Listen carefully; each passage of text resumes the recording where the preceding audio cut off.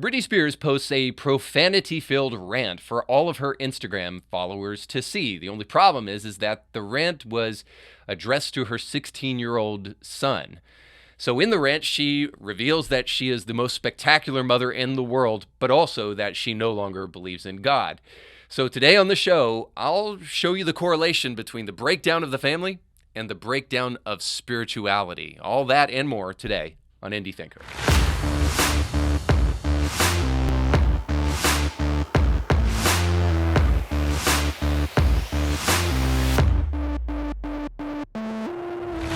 Don't forget, today's show is sponsored by our friends over at Element Home Loans. If you're looking to refinance a home or purchase a new home, or maybe you just want to get into the real estate game before the interest rates go sky high, more than they already are, then you need to go over to kevinblairteam.com right now to get pre-approved totally for free for a new home loan. And when you do so, let them know that Indie Thinker sent you.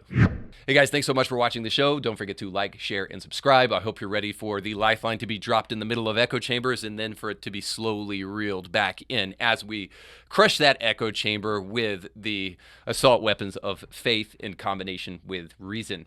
Now, I want to start the show by just a small anecdote. The other day, I was taking my kids to school. We were in car line, and I was just about to drop them off, and they had to run to class because we were already running late. And my youngest son, my 6-year-old son, dropped the bomb on me, and he said, "Dad, am I a Christian?" And because I didn't have time to answer the question, I said, "No, now get out." But that's not really what I said to him. But I have been asking him questions about spirituality and trying to encourage him to develop his own spirituality and informing him that just because Dad is a Christian, it doesn't mean that you have to be or that you are a Christian.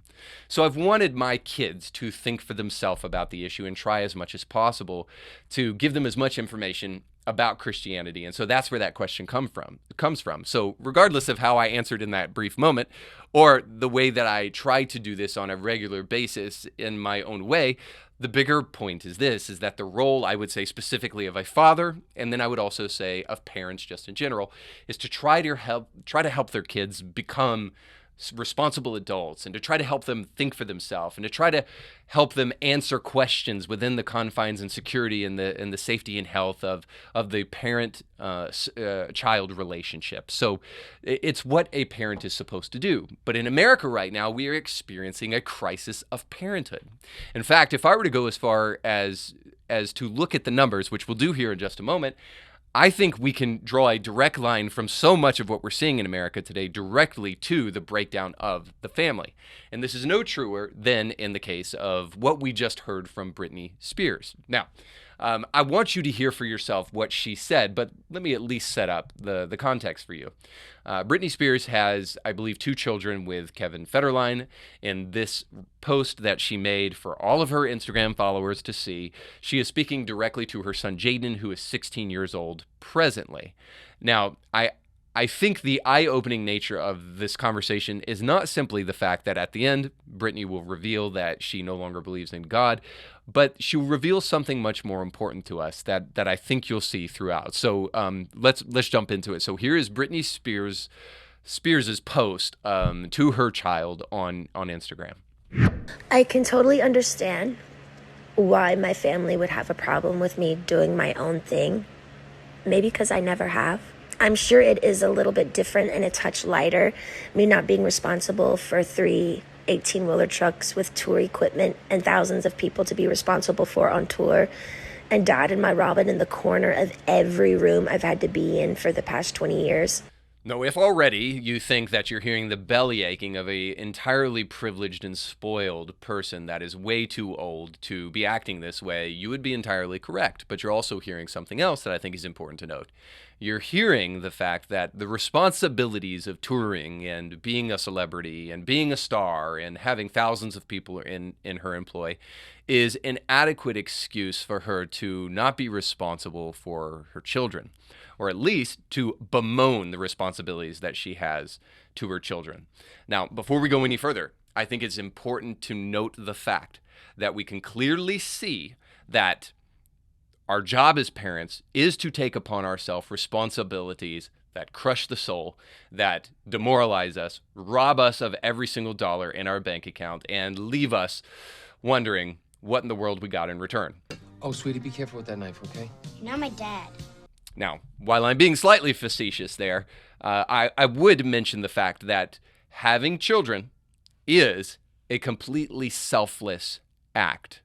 Britney Spears doesn't seem to be able to put that together, and I want to show you why. But let's keep on digging a little bit further into her comments to her son. So, Jaden, as you undermine my behavior, just like my whole family always has, with I hope she gets better, I will pray for her. Pray for what? I keep working so I can pay off mom's legal fees in her house. Do you guys want me to get better so I can continue to give your dad 40 grand a month? Or is the reasoning behind you guys deciding to be hateful is because it's actually over in 2 years and you don't get anything? Well, I can think of a couple things to pray for already. Now, just one of those things would be, I pray that you would have the wisdom not to air all of your dirty laundry before your millions of followers on Instagram, or to rebuke your son publicly rather than to have a conversation with him personally. And then, if you must respond to that with saying, well, I can't get my son to speak to me, this is the only way I can communicate with him, to step back, have a moment of self-reflection, and ask yourself, why is that? I will say it. I sat in that kitchen and looked you straight in the eyes, beautiful boy, and said, how come I can't see you guys anymore? Or just see you guys more? I look forward to seeing you guys weekly. You said, Mama, oh, it'll change.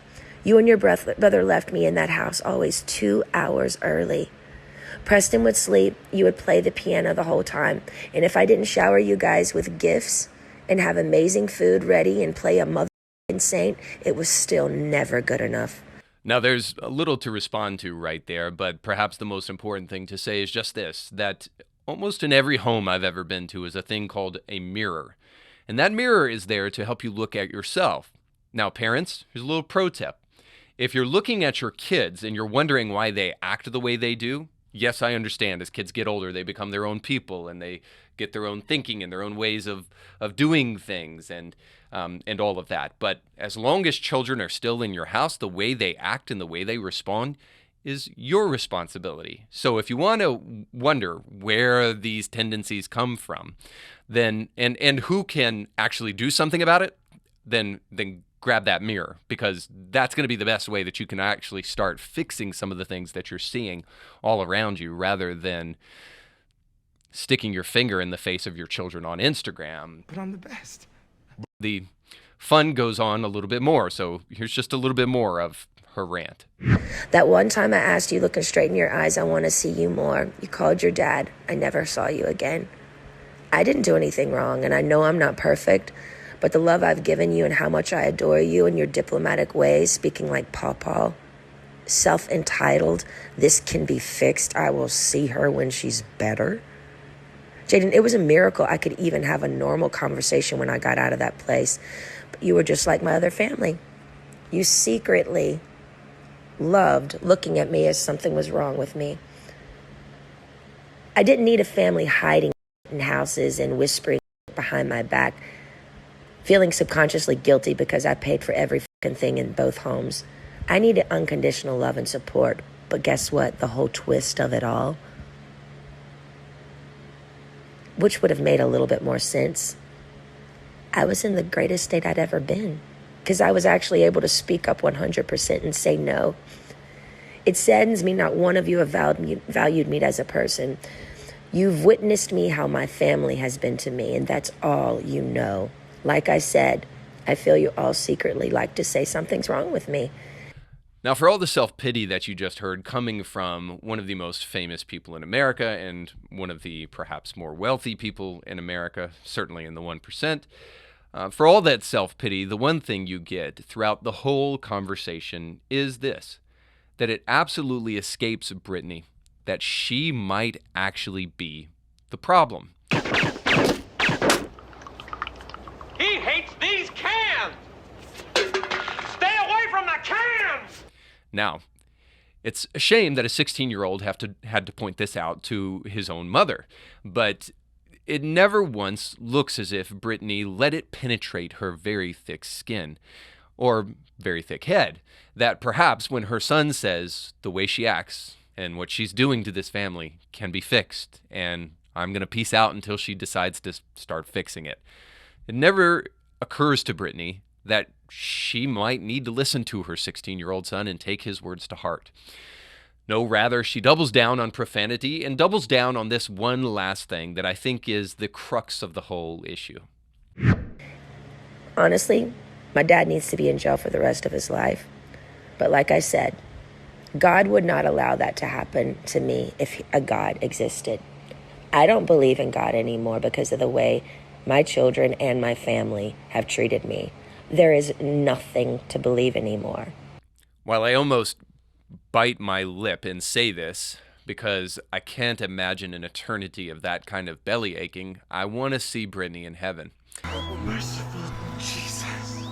So, what I might suggest is something that I think is important for all of us to recognize here, is that there are correlations, there are repercussions to the dismissal of Christianity and to the dismissal of God.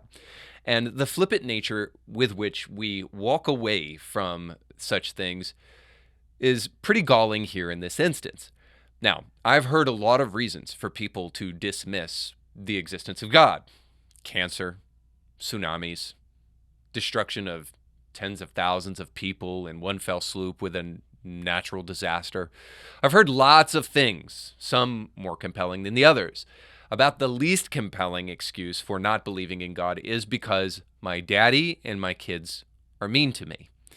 Now, I can understand that that might be a painful thing, and so I don't wish to come off unsympathetic because I am filled with sympathy for the plight of Britney Spears. I have no heart to soften. But I do have to mention just this. When you cuss your children out publicly, one can only imagine what you do behind closed doors. And that might have a little bit to do with why they don't want to hang out with you, and may have a little less to do with the fact that God actually exists. So is it any wonder, then, that a person who can feel such incredible self-pity while living an incredibly privileged life, cuss out her children publicly and blame everybody else for her problems rather than taking any personal accountability for them? Is it any wonder that that person no longer has faith? Is there any correlation between those two things? That Brittany seems to be not so great a mother and she does not believe in God. Well, I can tell you this. What Brittany illustrates in her diatribe is something very important, and it seems to be obvious from what's going on in the American West. As we have seen the decline of spirituality in the West, we have also seen the breakdown of the family in the West. And there are no short amount of repercussions for that kind of thing. Let me illustrate a couple of them for you. As fatherlessness has begun to impact children, it has created a decay of masculinity, which has shown itself in things like mass shootings, which are predominantly done, if not exclusively done, by young males. And don't get it twisted. When I say mass shootings, I mean the kind of things that happen in Chicago on a weekly basis, at least on a weekend basis, and the kind of things that happen in schools and the like. These are done by black and white and various other races of people. All of this stems from a false perception of masculinity. But here to the rescue comes places, organizations like the American Psychological Association to suggest this, that the thing really impacting young men and boys is traditional masculinity. And in order to treat them, you must help them get rid of traditional masculinity. Now, this reads as more of a social justice warrior treatise than it actually does a refined, educational, and thoughtful paper from the APA. They never once venture to say that the problem with men and with boys is the breakdown of the family, because when the family breaks down, the role of the father is less prominent, if not altogether gone. But this doesn't escape people like David Brooks, who just recently wrote a scathing article about the nuclear family. And in it, he says, "We've made life freer for individuals and more unusable for families. We've made life better for adults, but worse for children. We've moved from big, interconnected, and extended families, which help protect the most vulnerable people in society from the shocks of life, to smaller, detached nuclear families, which is a married couple and their children, which give the most privileged people in society room to maximize their talents and expand their options. You're almost waiting for Kevin Brooks throughout this article on the nuclear family and how it's destroying the family, oddly enough, in America. You're almost waiting for it to say, for Kevin Brooks to say that the real problem with the family is that it's racist. But he has a different take, and here's what he actually says. The shift from bigger and interconnected extended families to smaller and detached nuclear families ultimately led to a familial system that liberates the rich and ravages the working class and the poor. Oh yes, the age-old Marxist problem of class warfare. So the nuclear family is actually a tool not only of the patriarchy, but a tool of the elite, of the bourgeois, to stuff down oppression upon the proletariat. So David Brooks will go on to talk about the breakdown of the family away from extended families where grandma and grandpa were in the home to smaller nuclear families. And then he will decry the nuclear family as the reason for the breakdown of larger extended families, or even what he calls corporate families. All the while, he neglects one major thing, that the same issue of impacting bigger families, extended families, is the same thing impacting the nuclear family, which is just this: a full-on onslaught attack against the institution of family, period. See, the nuclear family is impacted by the attack on the family, and also larger extended families are impacted by the attack on the family. Kevin Brooks only assumes that it is the nuclear family that's destroying the family in America, but rather there's something else doing it. What is it? We'll get to it in just a moment, but the implications of the erosion of the family cannot be overstated. In fact, when children don't have fathers in the home, this is what happens. Children in father-absent homes are almost 4 times more likely to be poor. And fatherless children also are at a dramatically greater risk of drug and alcohol abuse, according to the Department of Health and Human Services. A study of 1,977 children aged 3 and older living with a residential father or father figure found that children living with married biological parents had significantly fewer externalizing and internalizing behavioral problems than children living with at least one non-biological parent. So in other words, they had less emotional and physical issues. How about education? Well, 71% of high school dropouts are fatherless. Fatherless children have more trouble academically, scoring poorly on tests of reading, mathematics, and thinking skills. Children from father-absent homes are more likely to be truant from school, more likely to be excluded from school, more likely to leave school at age 16, and less likely to attain academic and professional qualifications in adulthood. And then finally, crime. The statistical data showed that a 1% increase in the proportion of single-parent families in a neighborhood is associated with a 3% increase in adolescent level of violence. Now, that is staggering. I've got one more thing to read there, but I have to stop there. So whenever there is a 1% increase in the proportion of single-parent homes, there is a 3% increase in crimes. But children aged 10 to 17 living with 2 biological or adoptive parents were significantly less likely to experience sexual assault, child maltreatment, and other types of major violence and non-victimization type of adversity, and less likely to witness violence in their families compared to peers living in single-parent families and step-families. And so we go back to the point of all of this. What is the cause for fatherlessness or for the breakdown of the family? Now, go with me here for a moment. Let's just say a being like Satan exists, and he wants to try to, at all costs, separate you from an understanding of who God is. If God is considered a father, as we see in the Bible, what better way to do that than to convince children that a father is not necessary or that a father is absent or not healthy? So you might imagine that the greatest way to separate people from a clear and healthy understanding of spirituality is to separate them from their familial structures. But I would also say the reverse is also true. Think about it from a more practical perspective that I think even if you're not a Christian, you would probably agree with. That if the community or the spiritual family of the church is not prominent in one's household, it is also likely that you will not see the importance of the natural family. The secularism of our age is having devastating impact not only upon church and Christianity and religion in America, but also upon the structure of the family. If people are more likely to go to church, more likely to read the Bible, and more likely to believe what it says, they are way more likely to stay connected to their wife and stay connected in a family structure because they understand that they have a religious obligation to do so outside of a financial obligation and a mere parental obligation. So it is no wonder when somebody like Britney Spears comes out and says, I'm an atheist. Whether she was a believer in God in the first place or not is kind of irrelevant. It just proves that the more we separate ourselves from God and spirituality in the American West, the further the family will continue to break down. And without a return to spirituality, we'll continue to see a breakdown of the family. And what I'm simply suggesting with this podcast is that the consequences of secularism are dire, and we need to take them seriously. And at the end of the day, I feel for Brittany. It's really sad to hear her talk to her kids this way and not put those two things together.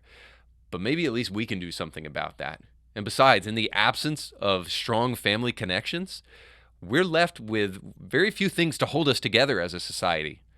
Like, one of the few things is our political class and our laws. And I almost wonder if that's not the point at the end of the day for some people. If you look to them and invest all of your worship and attention and focus upon these very flawed human beings, then not only will they get power, but they will get the power that they so deeply crave so that they can control this world in the way that they think best. And like, if that doesn't scare the hell out of you, I don't know what will. So it's time to get rid of baby mama culture and hookup culture and start reinvestigating holy God culture. And I wish you the best as you do it. That's all the time we have for today. Thank you for watching. Don't forget to like, share, and subscribe. And go with God. You can catch brand new episodes of Indie Thinker with Reed Huberman every Monday and weekly bonus episodes to keep you thinking throughout the week. But you have to subscribe and click the bell to be notified when new episodes drop. If you enjoy this content, make sure to like this video and share it with friends.